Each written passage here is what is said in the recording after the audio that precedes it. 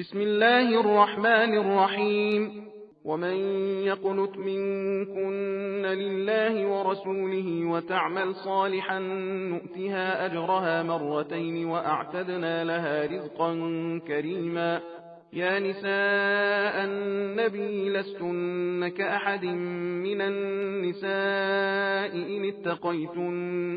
إن اتقيتن فلا تخضعن بالقول فيطمع الذي في قلبه مرض وقلن قولا معروفا.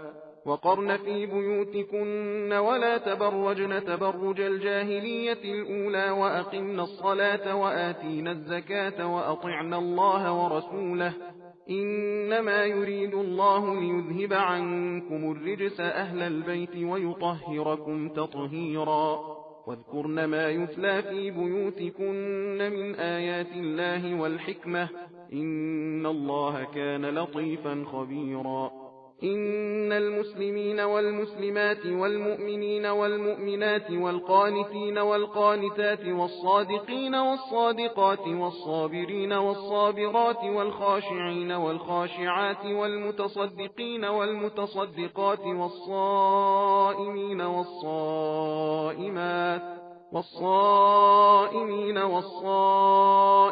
والحافظين فروجهم والحافظات والذاكرين الله كثيرا والذاكرات أعد الله لهم مغفرة وأجرا عظيما. وما كان لمؤمن ولا مؤمنة إذا قضى الله ورسوله أمرا أن يكون لهم الخيرة من أمرهم ومن يعص الله ورسوله فقد ضل ضلالا مبينا.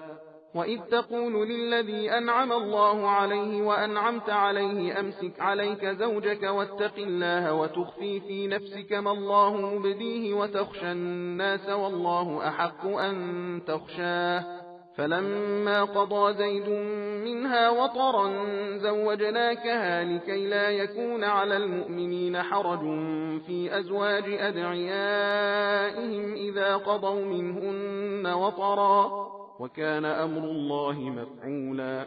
ما كان على النبي من حرج فيما فرض الله له سنة الله في الذين خلوا من قبل وكان أمر الله قدرا مقدورا. सबील कुरान हिदायत का रास्ता।